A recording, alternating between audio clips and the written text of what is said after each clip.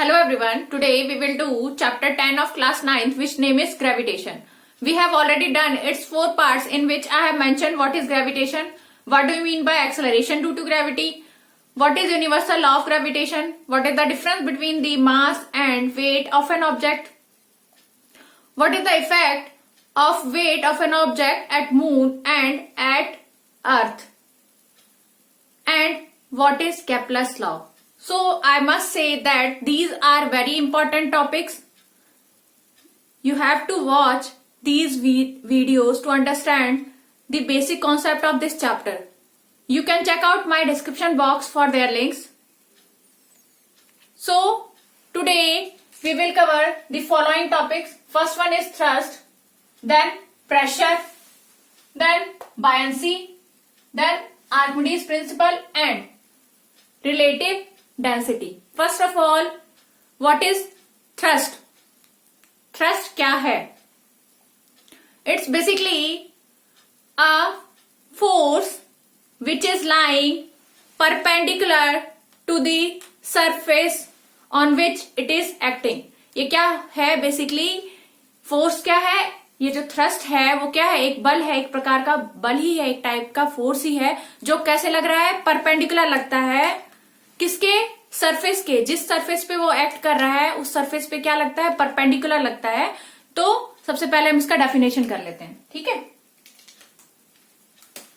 What is force और what is thrust? यहां पे हम थ्रस्ट कर रहे हैं।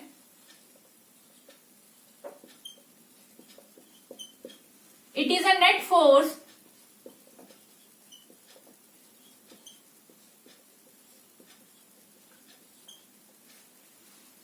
which is acting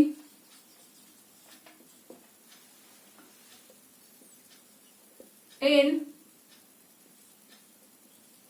perpendicular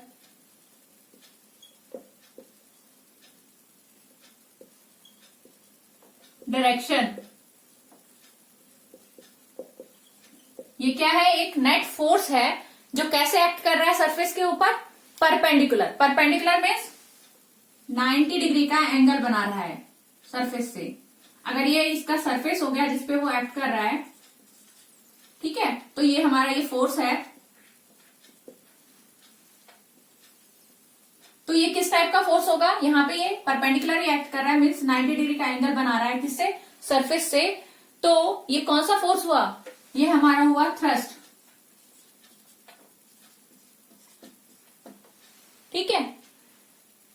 जो इफेक्ट ऑफ दिस फोर्स है, जो फोर्स का इफेक्ट होता है वो किस पे डिपेंड करता है? कितने एरिया में वो फोर्स अप्लाई किया गया है।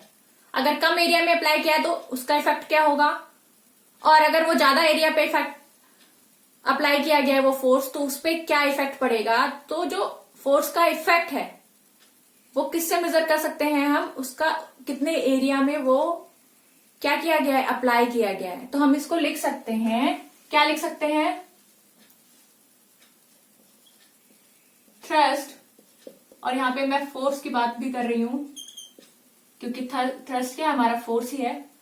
Thrust is effect of thrust, effect of thrust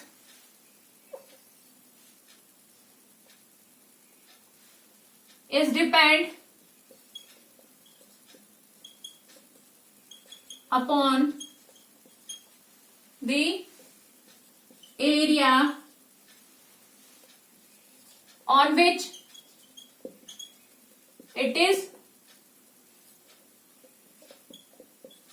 applied, ठीक है।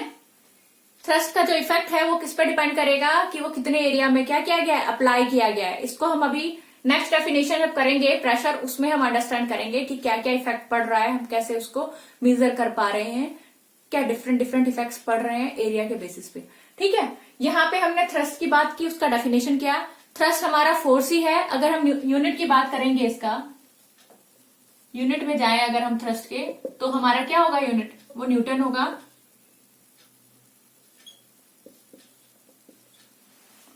ठीक है, इसको हम कैपिटल एन से रिप्रेजेंट करते हैं। ये किसका यूनिट है? यूनिट ऑफ थ्रस्ट क्या है? ये हमारा न्यूटन। ठीक है, तो हमने यहाँ पे अभी क्या क्या किया है? डेफिनेशन किया है किसका? थ्रस्ट का, और उसके इफेक्ट के लिए बताया है कि जो इफेक्ट है वो क्या करता है, उसके किस पे डिपेंड होता है? एरिया पे, किस एरिया पे वो अप्लाई किया गया है, कितने एरिया पे अप्लाई किया गया है। ठीक है, और हमने इसके यूनिट की भी बात की। ठीक है, अब हम क्या करने वाले हैं? Pressure. What is pressure? Okay,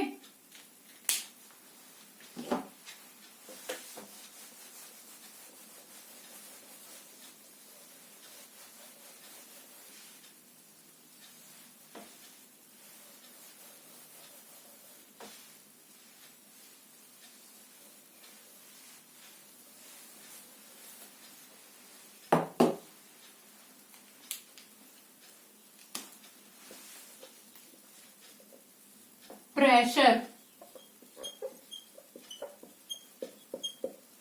pressure क्या है? जब कोई फोर्स किसी पर्टिकुलर एरिया पे लगाया जाता है तो वहां पे एक नई टर्म डिनोट की जाती है जो क्या है? प्रेशर है। तो हम क्या लिख सकते हैं प्रेशर को? It is a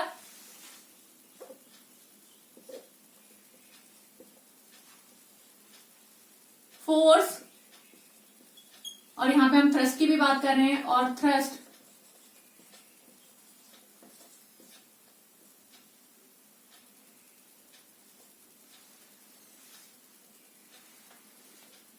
per unit area. ठीक है, क्या है ये? It is a force per unit area. ठीक है, तो यहां पे आप जो है ये आपका क्या हो गया? डेफिनेशन हो गया। अगर हम यहां पे क्या कर रहे हैं, अब इसका फॉर्मूला करें तो हम क्या लिखेंगे यहां पे? प्रेशर इक्वल टू फोर्स, और यहां हम थ्रस्ट भी बोल रहे हैं, और थ्रस्ट या तो फोर्स लिख सकते हो आप, या थ्रस्ट कुछ भी लिख सकते हो, एरिया अपॉन में एरिया। तो हम यहाँ पे क्या देख रहे हैं? जो प्रेशर है हमारा क्या है? रेशो है किसका? फोर्स और अपॉन में एरिया। ठीक है, यहां पे हम बात करें कि प्रेशर को हम किससे डिनोट करते हैं, तो प्रेशर को हम P से डिनोट करते हैं। तो आप यहां पे लिख सकते हो it is denoted by P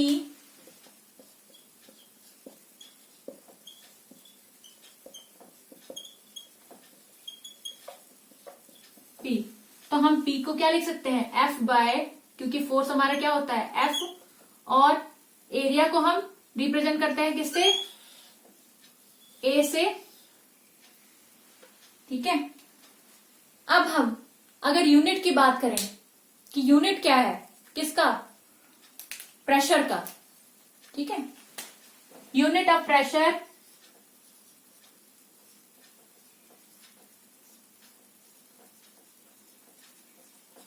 क्या हो गया? इस फॉर्मूले में अगर हम जाएं तो फोर्स का यूनिट क्या था हमारा? न्यूटन। और एरिया का यूनिट क्या होता है? एरिया क्या होता है? लेंथ इंटू लेंथ, कोई सा भी हो सकता है। अगर हम स्क्वायर लेंगे शेप तो उसका साइड स्क्वायर हो जाएगा, क्योंकि लेंथ उसके इक्वल इक्वल होते हैं। और रेक्टेंगल की बात करें, अगर रेक्टेंगल सरफेस है तो उसका एरिया क्या होगा? लेंथ इंटू ब्रेथ, मीन्स वहां भी दो साइड की बात की जा रही है। ठीक है, तो ऐसे ही जो एरिया होता है दो लेंथ को मल्टीप्लाई करके एरिया बनता है। ठीक है, दो साइड के लेंथ को मल्टीप्लाई करके। तो यहाँ पे हमारे पास लेंथ की बात कर रहे हैं, मीन्स की मीटर इंटू मीटर कर रहे हैं, तो हमारे पास एरिया क्या आया? Metre square. ठीक है, तो हमारे पास क्या बना यहाँ पे? न्यूटन पर मीटर स्क्वायर, किसका? प्रेशर का यूनिट। ठीक है, एक और यूनिट है प्रेशर का जो कि साइंटिस्ट के नेम पे दिया गया है। ठीक है, जिन्होंने इसको प्रेशर को क्या किया है? इन्वेंट किया है। ठीक है, तो यहां पे उनके नाम पे यूनिट बनाई गई है, वो क्या है? पास्कल। ठीक है, इसको आप पीए भी लिखते हो। ठीक है, तो यहां पे हमने 2 यूनिट्स किए हैं किसके? प्रेशर के। एक तो क्या किया है? न्यूटन पर मीटर स्क्वायर और दूसरा क्या क्या है, पास्कल। अब हम बात कर रहे थे कि effect of force depends on the area, कि कैसे इफेक्ट, फोर्स का जो इफेक्ट है वो कैसे शो करता है एरिया पे। ठीक है, कि एरिया अगर चेंज हो जाएगा, एरिया ज्यादा होगा या कम होगा, उस पर कैसे इफेक्ट करेगा, तो वो हम प्रेशर के थ्रू समझेंगे कि वो कैसे इफेक्ट कर रहा है। ठीक है, यहां पे हम देख रहे हैं जो P है, प्रेशर है, वो क्या है, इनवर्सली प्रोपोर्शनल है किसके, एरिया के। तो हम यहां पे लिख सकते हैं जो P है वो क्या है, इनवर्सली प्रोपोर्शनल है किसके, एरिया के। मीन्स कि अगर हम एरिया को बढ़ाएंगे तो प्रेशर क्या होगा, कम लगेगा। ठीक है, क्योंकि ये दोनों आपस में क्या है, इनवर्सली प्रोपोर्शनल है, एक बढ़ेगा तो दूसरा क्या होगा, कम होगा।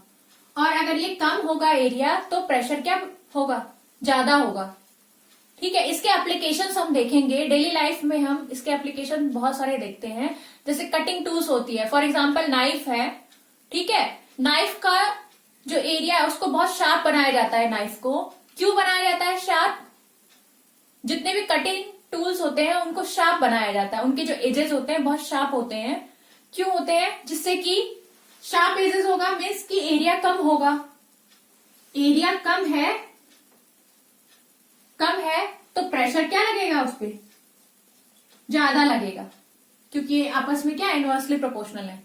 तो नाइफ का अगर एरिया हम कम कर देते हैं, उसके एजेस का एरिया क्या कर देते हैं, शार्प कर देते हैं उसको, तो हम थोड़ा सा भी अगर फोर्स अप्लाई करते हैं तो इजीली हम किसी भी चीज को कट कर सकते हैं। फॉर एग्जांपल वेजिटेबल्स कट कर रहे हैं तो हमें थोड़ा सा ही फोर्स अप्लाई करना पड़ेगा और प्रेशर वहां पे हाई होगा, क्योंकि एजेस क्या है, शार्प है, मीन्स एरिया उसका कम है। ठीक है, तो उस कंडीशन में क्या होगा, हमारा जो है इजीली जो है हमारा वेजिटेबल कट हो जाएगा by applying a small force. ठीक है, नेक्स्ट जो हमारा एग्जांपल है, हम वाइड टायर्स देखते हैं। टायर्स मीन्स कि ट्रक का जो है टायर देखते हैं, तो उसको कैसे बनाया गया है, वाइड बनाया गया है। क्यों बनाया गया है वाइड, जिससे कि एरिया उसका बढ़ जाए। एरिया बढ़ेगा तो प्रेशर क्या लगेगा, कम लगेगा। तो रोड पे प्रेशर ज्यादा ना लगे उस व्हीकल के थ्रू, किसी भी व्हीकल के थ्रू, तो उसका जो टायर होता है किया जाता है, उसको वाइड बनाया जाता है, चौड़ा बनाया जाता है। ठीक है, जिससे कि वो कम प्रेशर डाले रोड के ऊपर। ठीक है, तो इस तरीके से एरिया को कम या ज्यादा करके हम क्या कर सकते हैं, प्रेशर का इफेक्ट, या हम देख सकते हैं कि जो फोर्स का इफेक्ट है वो क्या करेंगे, कम या ज्यादा कर सकते हैं। एक एग्जांपल और है, अगर हम डेजर्ट एरिया की बात करें तो उसमें जो हमारे सैंड होते हैं, वहां पे अगर हम कोई पर्सन ऐसे खड़ा हो गया, स्टैंडिंग इन मोड में है, तो मीन्स कि वो क्या है, यहाँ पे हम शो कर रहे हैं कि एक पर्सन क्या है, सैंड पे खड़ा है।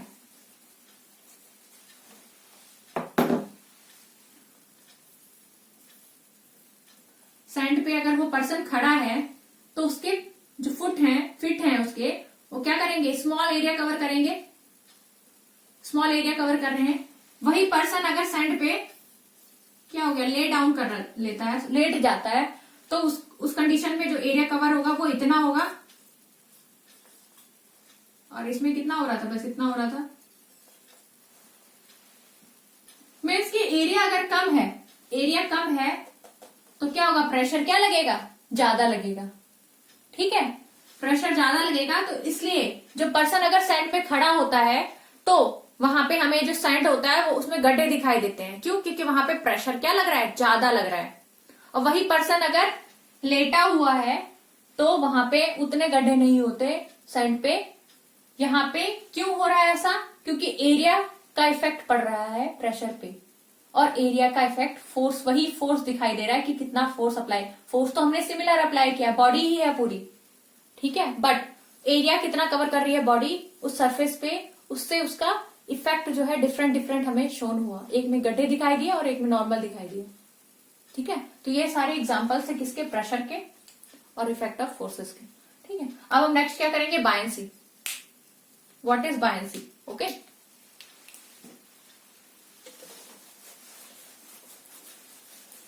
बायंसी बेसिकली क्या है हमारा,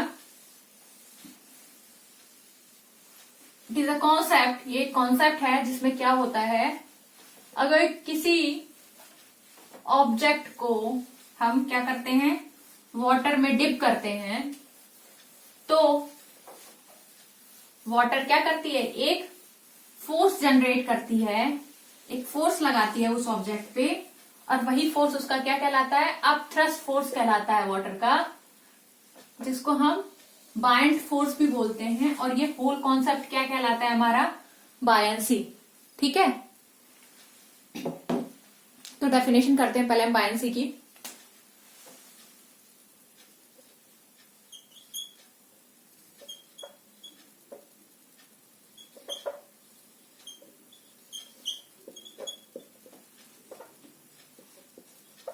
When an object is immersed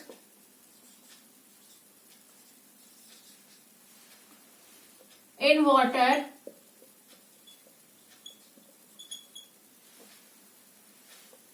then water exerts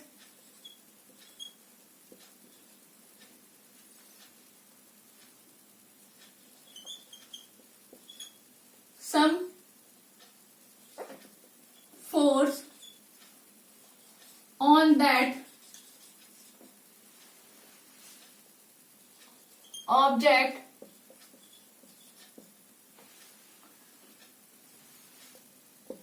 this force of water, और यहाँ पे जितनी जगह मैंने वाटर लिखा है ना, वाटर के साथ आप और फ्लूइड भी बोल सकती हो। ठीक है, जैसे यहाँ पे और फ्लूइड, ये ऑप्शनल है आपका, और फ्लूइड। ठीक है, तो यहाँ पे क्या होगा, दिस फोर्स ऑफ वाटर और फ्लूइड इज कॉल्ड, क्या कहलाता है, अप थ्रस्ट और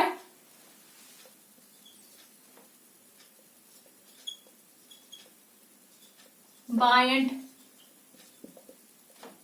फोर्स। अब थ्रस्ट कहलाता है या फिर बायंट फोर्स कहलाता है, एंड दिस होल कॉन्सेप्ट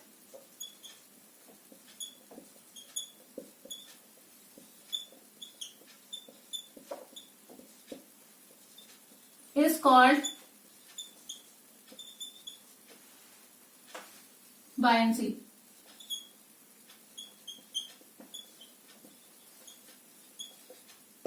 ठीक है,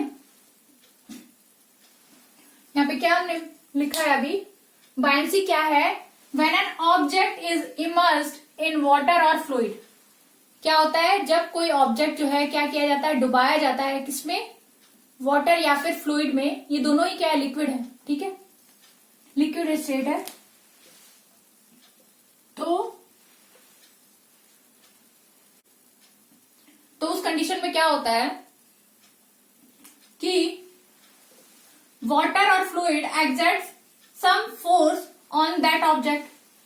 क्या होता है, जो वाटर है या फ्लूइड है जिसमें उसको क्या किया गया है, इमर्स किया गया है, डाला गया है ऑब्जेक्ट को, तो ऑब्जेक्ट डालने के बाद वाटर में कुछ फोर्स जनरेट होती है, जो किस पे लगाई जाती है, ऑब्जेक्ट पे लगती है।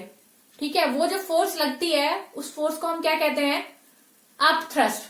क्या कहेंगे उस फोर्स को हम, अप थ्रस्ट या फिर बायंट फोर्सेस। और ये जो टोटल कॉन्सेप्ट है उसको हम क्या कहते हैं, बायंसी। ठीक है, इसका मतलब क्या है कि जो वाटर है, वाटर का कुछ वेट होता है अपना, और वाटर क्या करती है, उस वेट के थ्रू क्या करती है, फोर्स लगाती है ऑब्जेक्ट पे, अगर कोई ऑब्जेक्ट उसमें डाला गया है तो। तो जैसे हम एक कंटेनर की बात करेंगे ना, कंटेनर में वाटर है, तो उस टाइम पे जो फोर्स लग रहा है वाटर में, उसमें क्या होता है, इसकी जो साइड्स होती है कंटेनर की,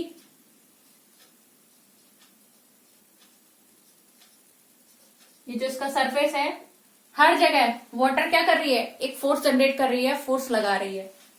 ठीक है, एक एग्जांपल आप देखोगे, जब बलून में आप क्या करते हो, वाटर भर देते हो, तो बलून क्या हो जाता है, हमारा फूल जाता है। क्यों फूल रहा है, क्योंकि उस टाइम पे जो वाटर गया है ना उसके अंदर, उसने क्या लगाया, फोर्स लगाया है बलून पे, तो बलून क्या हो गया, फूल गया। ठीक है, तो इसलिए हम इसका बोल सकते हैं कि अगर एक वेट है वाटर का, कुछ वाटर डाला जाए किसी में या फिर कंटेनर में डाला गया है, तो कंटेनर पे भी वो क्या करेगी, फोर्स अप्लाई करेगी अपना। ठीक है, तो वो फोर्स हमारा क्या है, बायंट फोर्स है। और यहाँ पे हम बात कर रहे हैं कि किसी वाटर या फ्लूइड में हमने क्या किया है, किसी ऑब्जेक्ट को डाल दिया है, मीन्स के ऑब्जेक्ट को डाल दिया है, तो उस पर भी क्या लगेगा, फोर्स लगेगा। किसके थ्रू, वाटर के थ्रू। तो ये वाला जो फोर्स है वो क्या कहलाया, अप थ्रस्ट फोर्स कहलाया और बायंट फोर्स कहलाया। अब हम और कुछ एग्जांपल लेते हैं बायंसी के इफेक्ट्स को देखने के लिए। किसी फ्लूइड में जब हम ऑब्जेक्ट को डालते हैं तो उसके दो इफेक्ट होते हैं, या तो वो ऑब्जेक्ट क्या करेगी, फ्लोट करेगी उस वाटर पे या फ्लूइड पे, या फिर वो ऑब्जेक्ट क्या करेगी, सिंक कर जाएगी, डूब जाएगी। ठीक है, तो हम यहाँ पे दो चीजें ले रहे हैं, एक हम कॉर्क ले रहे हैं और दूसरा हम क्या ले रहे हैं, आयरन नेल ले रहे हैं। ठीक है, तो जब हम कॉर्क को डालते हैं तो वो क्या करती है, वो फ्लोट करने लगती है वाटर पे। क्यों, ठीक है, तो हम ये अब समझते हैं, दो चीजें हम समझ रहे हैं यहाँ पे, फ्लोट और सिंक की बात कर रहे हैं। ठीक है,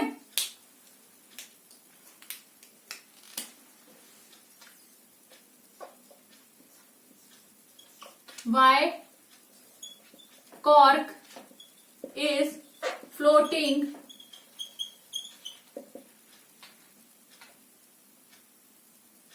on water, क्यों फ्लोट कर रही है वाटर पे। दूसरा हमारे माइंड में हम ये क्वेश्चन ले रहे हैं कि why iron nail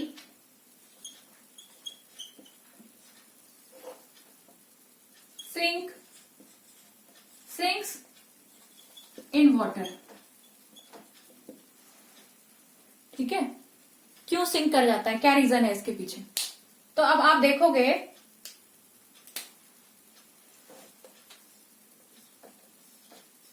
क्या क्या रीजन है। किसी भी ऑब्जेक्ट को वाटर या फ्लूइड के ऊपर फ्लोट करने के लिए दो कंडीशन की रिक्वायरमेंट होती है। एक तो उसका डेंसिटी जो है ऑब्जेक्ट का क्या हो, कम हो as compare to the density of the water. तो यहाँ पे जो हमारा ऑब्जेक्ट है वो क्या है, कॉर्क है। तो इस यहाँ पे क्या कंडीशन लग रहा है, एक कंडीशन क्या है हमारे पास कि density of cork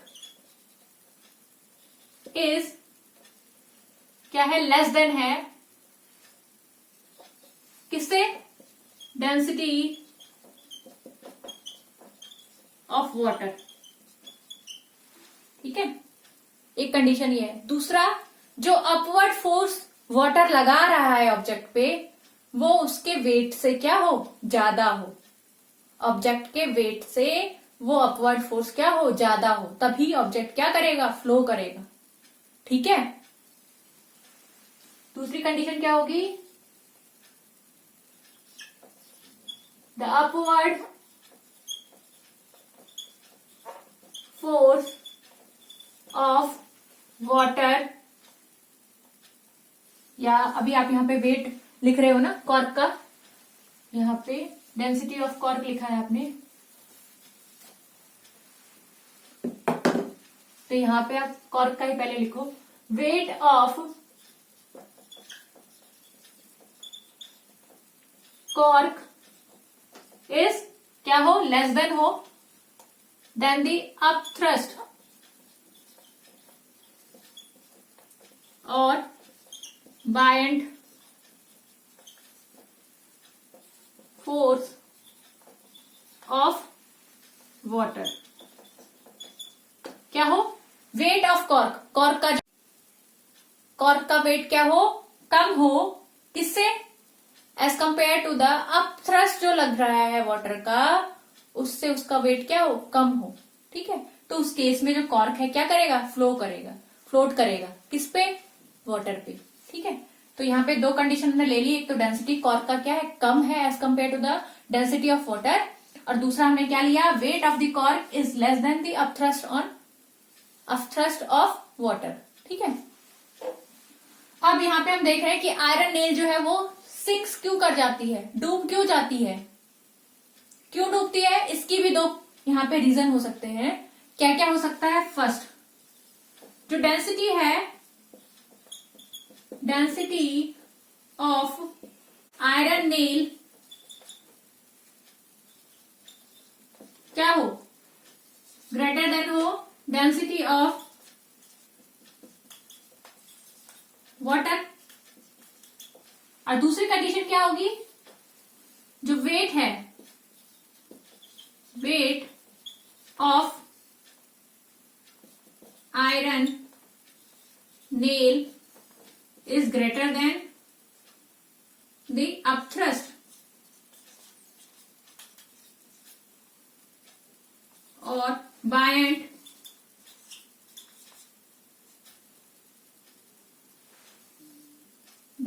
force of water.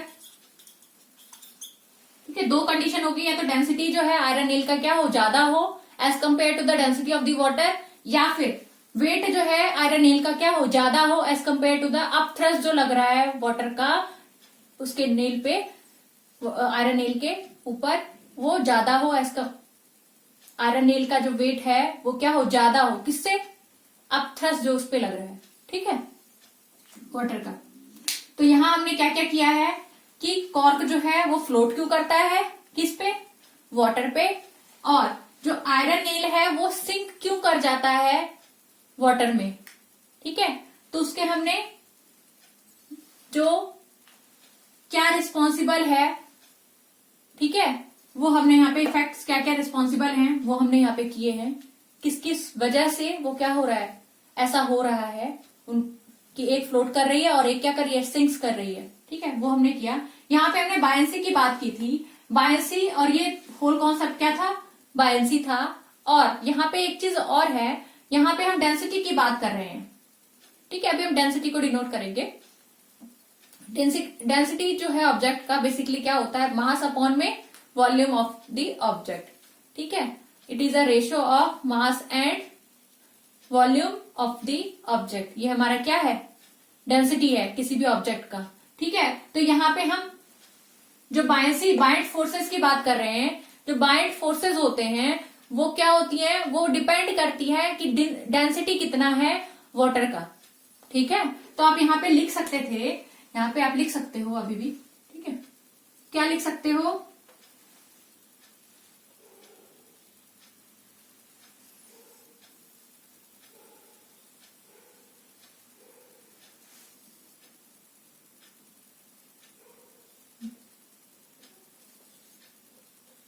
The buoyant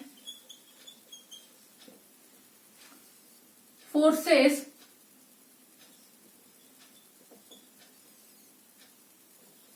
depends upon, किस पे डिपेंड करती है? Density of water. Density of water और फ्लूइड जो हम बात कर रहे हैं।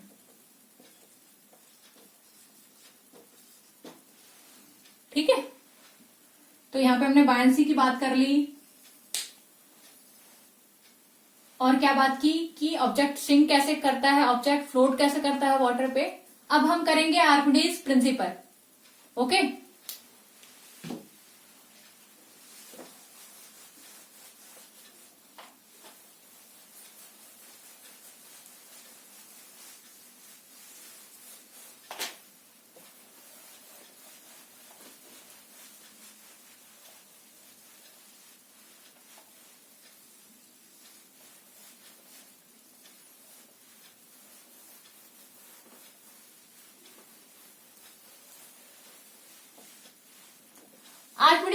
प्रिंसिपल बेसिकली दिया गया है, एक साइंटिस्ट ने दिया जिनका नाम आर्किमिडीज था, उन्हीं के नेम पे ये प्रिंसिपल का नाम रखा गया है। उन्होंने ऑब्जर्व किया, उन्होंने क्या ऑब्जर्व किया कि एक दिन वो बैथ लेने के लिए बैथ टब पे बैठे। बैथ टब में क्या था, पूरा पानी भरा हुआ था। तो जैसे वो बैठे उसमें तो क्या हुआ, कुछ पानी जो है वो बाहर की तरफ निकल गया। ठीक है, जो जनरल हम एग्जांपल भी ले सकते हैं, जैसे आप पूरा बकेट को भर दो और उसमें कोई सामान डालोगे तो क्या होगा, वो सामान जैसे जाएगा अंदर तो कुछ पानी जो है बाहर निकलेगा। फॉर एग्जाम्पल क्लोथ अगर डालते हो उस बकेट में तो क्या होगा, कुछ पानी जो है, जो जब क्लोथ अंदर जाएगी तो वो कुछ पानी को क्या करेगी, डिस्प्लेस करेगी। ऐसे ही उन्होंने ऑब्जर्व किया, जब वो बैथ लेने के लिए बैथ टब में बैठे तब उन्होंने क्या देखा कि जब वो बैठे तो पहले वो पानी से भरा हुआ था बैथ टब। जब वो बैठे तो कुछ पानी जो है क्या हुआ, डिस्प्लेस हो गया। तो तब उन्होंने इस ऑब्जर्वेशन के बेसिस पे एक प्रिंसिपल दिया जिसको हमने क्या कहा, आर्किमिडीज प्रिंसिपल। तो उसको हम अब करते हैं, what is Archimedes principle. Okay,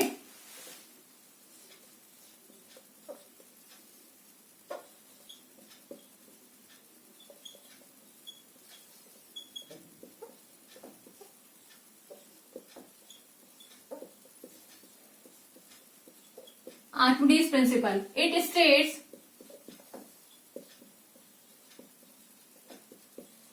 that when an object immersed partially or when an object immersed partially or fully in water or fluid,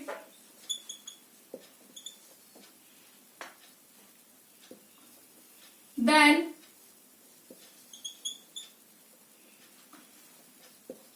the weight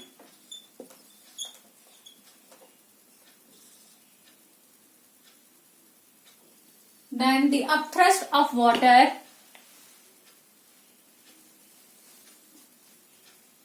then the upthrust of water or fluid is equal to the weight of the water or fluid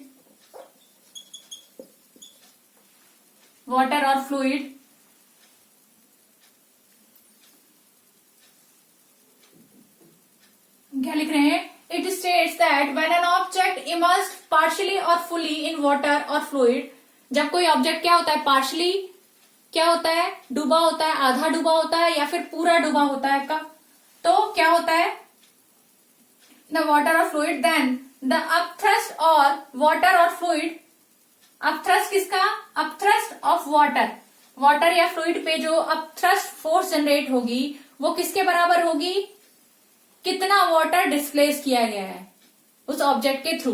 ठीक है, is equal to the weight of the water और fluid displaced by it. ठीक है, तो ये किसका था principle, Archimedes का प्रिंसिपल था। आर्किमिडीज साइंटिस्ट ने ये प्रिंसिपल दिया, इसलिए ये प्रिंसिपल उनके नाम पे रखा गया। ठीक है, तो यहाँ पे हम एक एग्जांपल करते हैं कि हमने क्या किया, एक बीकर ले लिया और हमने इसमें एक टैप लगा दिया है और ये हमने एक लेवल डिसाइड कर दिया यहाँ पे। ठीक है, यहाँ पे हमने एक स्केल लगाया हुआ है, 1 2 3 और 4, ये 5, ये 6। ठीक है, यहाँ पे हमने एक टैप बनाया और यहाँ पे हमने एक बकेट लगा दी। ठीक है, इसमें क्या होगा, जब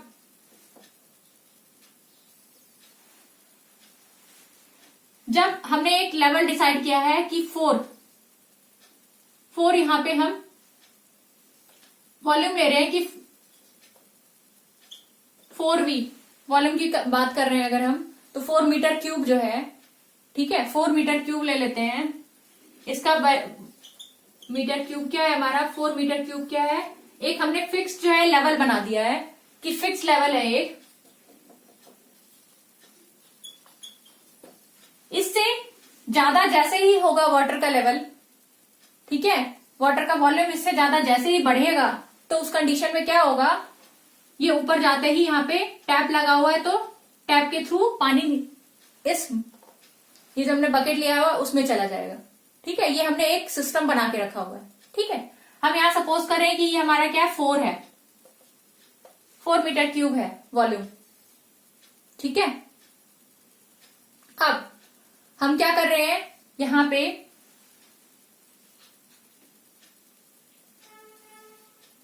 मीटर क्यूब की जगह 4 लीटर लिख दो कि ये लीटर है, ठीक है, 4 लीटर है। ये लीटर्स में हमारे मेजरमेंट जो है वो लीटर्स में है, यहाँ पे 4 लीटर वाटर पड़ा हुआ है, ठीक है।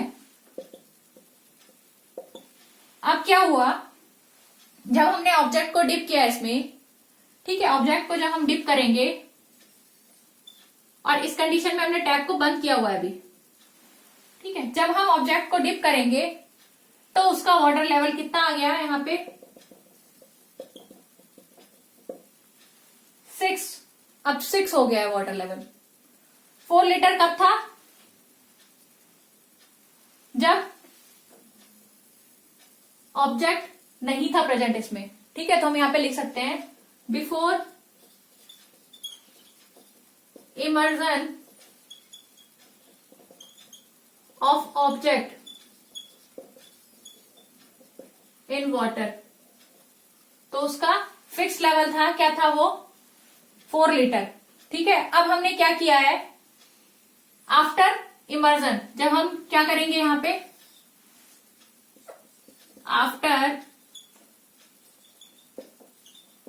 Immersion of water of object, the water level, और यहां पे वॉल्यूम की बात करो, वॉल्यूम ऑफ वाटर कितना हो जाएगा हमारा 6 हो गया, 6 लीटर, ठीक है। पहले 4 लीटर था, अब क्या हो गया 6 लीटर हो गया। डिफरेंस ऑफ निकाल सकते हैं कितना लेवल में डिफरेंस आया, कितना वॉल्यूम में डिफरेंस आया, तो यहां पे डिफरेंस ऑफ वॉल्यूम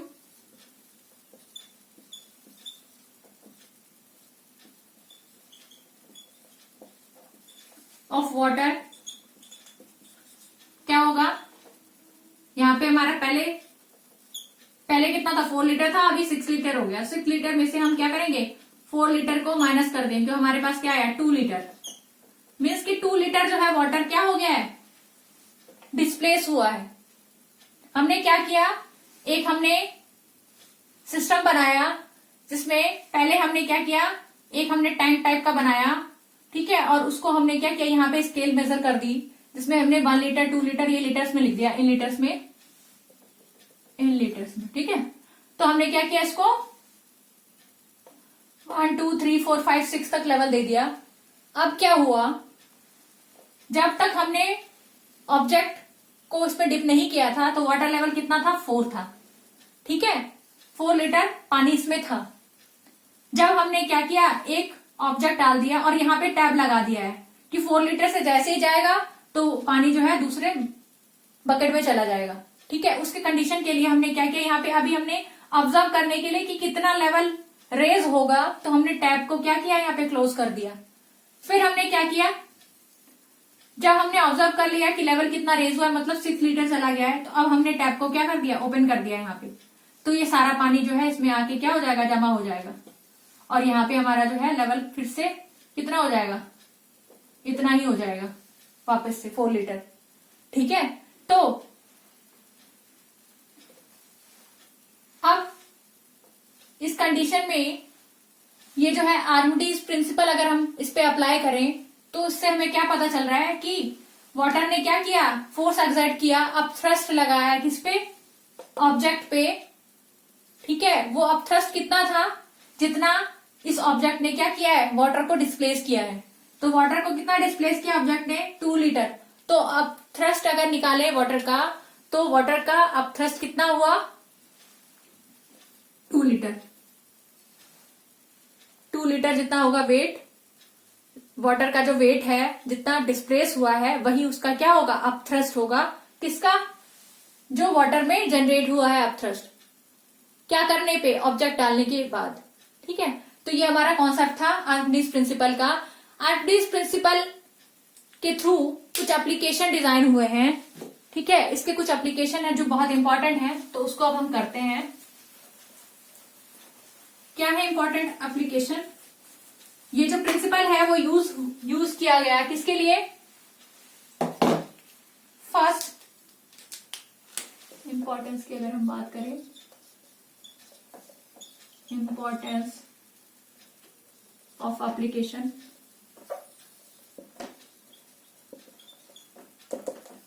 ठीक है, एप्लीकेशन हमारा जो है इसका क्या क्या था,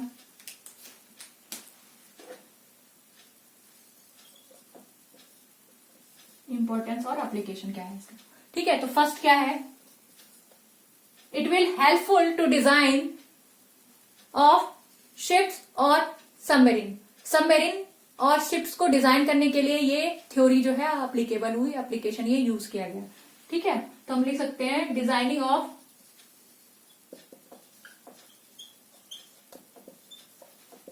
शिप्स और सबमरीन। और किसमें इसका एप्लीकेशन यूज हो रहा है, लैक्टोमीटर्स में। लैक्टोमीटर्स बेसिकली क्या होता है, यूज किया जाता है, it is use to determine the purity of sample of milk. ठीक है,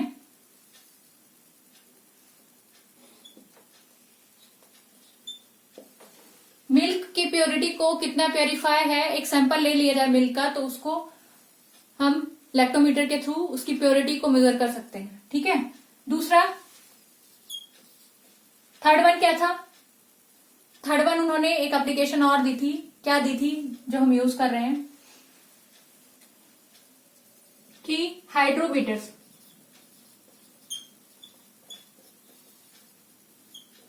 हाइड्रोमीटर्स क्या करता है, it is used to determine और मेजर डेंसिटी ऑफ लिक्विड। ठीक है, ये क्या यूज होता है, कहाँ यूज होता है, डिटरमाइन करने के लिए, मेजर करने के लिए density of a liquid, liquid की डेंसिटी को मेजर करने के लिए यूज होता है। तो वैसे उन्होंने काफी सारे एप्लीकेशंस दिए थे, आर्किमिडीज प्रिंसिपल के थ्रू काफी सारे एप्लीकेशन है, इनमें से out of which I have given you और I have told you 3 applications. Okay, जो बहुत इंपॉर्टेंट है, ये पूछे जा सकते हैं, what is Archimedes principle and what are their applications. ठीक है, अब हम करेंगे व्हाट इज रिलेटिव डेंसिटी। उससे पहले हम डेंसिटी की बात करते हैं। ठीक है,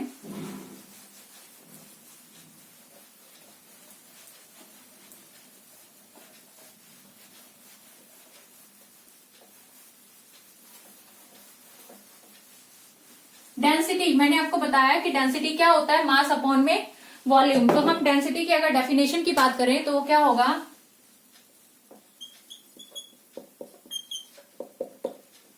it is a mass per unit volume. ठीक है, और इसको आप लिख सकते हो density equal to mass upon में वॉल्यूम। और अगर हम यूनिट की बात करें, यूनिट ऑफ डेंसिटी, तो वो क्या हो जाएगा, मास का यूनिट क्या होता है हमारा, किलोग्राम, और वॉल्यूम का यूनिट क्या हो गया, मीटर क्यूब। तो ये हमारे पास क्या आया, किलोग्राम पर मीटर क्यूब। ये क्या हो गया, यूनिट हो गया डेंसिटी का। ठीक है, डेंसिटी जो है बहुत ही इंपॉर्टेंट कैरेक्टरिस्टिक माना जाता है किसका, ऑब्जेक्ट का, क्योंकि इसका जो है वैल्यू जो है वो क्या होता है, स्पेसिफिक कंडीशंस में इसका वैल्यू क्या रहता है, सिमिलर रहता है ऑब्जेक्ट का। तो हम यहां पे लिख सकते हैं for specific condition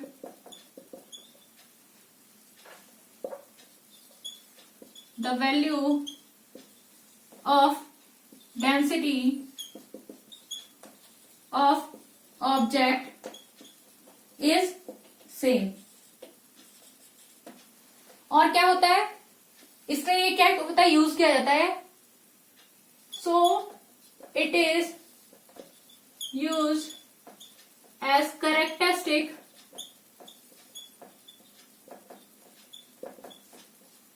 property of an object। ठीक है, कैरेक्टरिस्टिक प्रॉपर्टी होती है उसकी। दूसरी चीज हम क्या करेंगे कि जो अगर इसका एक पर्टिकुलर कोई ऑब्जेक्ट का या सब्सटेंस का, यहाँ पे ऑब्जेक्ट और सब्सटेंस लिख सकते हो आप,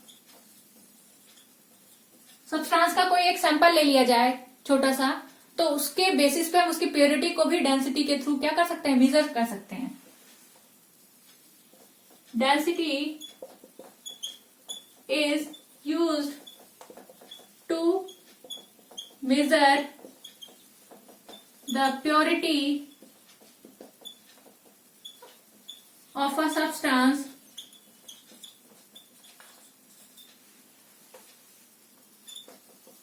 with the help of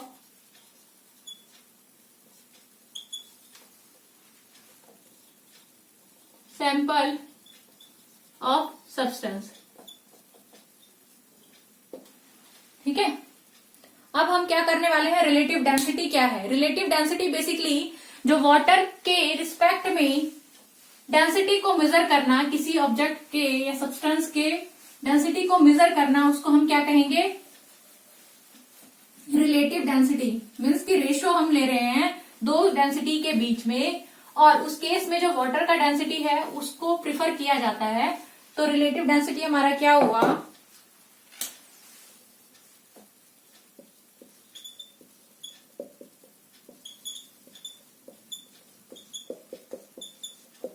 it is a ratio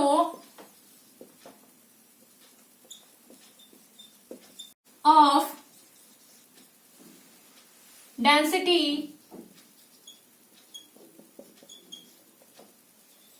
of substance to the density of water। Okay, तो ये क्या है, रेशियो है density of a substance and density of water. तो इसका अगर हम फॉर्मूले की बात करें तो हम क्या लिख सकते हैं, रिलेटिव डेंसिटी वो क्या है, इक्विवेलेंट है किसके, किसके इक्वल है, डेंसिटी ऑफ सब्सटेंस अपॉन में डेंसिटी ऑफ वाटर। ठीक है, तो ये इसका फॉर्मूला हो गया।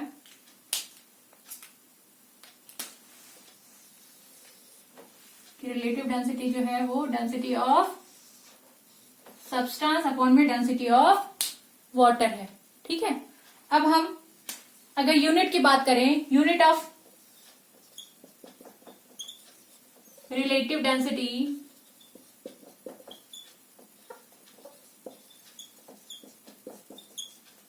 तो हम अगर देखते हैं तो ऊपर देख रहे हैं, ऊपर भी डेंसिटी है और नीचे भी डेंसिटी है। ठीक है, तो दोनों डेंसिटी है, तो दोनों के जो यूनिट्स होंगे वो क्या होंगे, सेम होंगे। डेंसिटी का यूनिट अभी हमने किया, वो क्या था, किलोग्राम मीटर पर मीटर क्यूब। ठीक है, मास अपॉन में वॉल्यूम। तो वहां पे किलोग्राम मीटर क्यूब यहां भी होगा, यहां भी किलोग्राम मीटर क्यूब होगा, क्योंकि दोनों क्या है, डेंसिटी है। तो क्या करेंगे, एक दूसरे को कैंसिल आउट कर देगी और हमारे पास जो रिलेटिव डेंसिटी क्या होगी, वो यूनिट लेस होती है, नो यूनिट, इसका कोई भी यूनिट नहीं होता। ठीक है, तो अगर हम यूनिट की बात करें रिलेटिव डेंसिटी की, तो हम क्या लिखेंगे, नो यूनिट।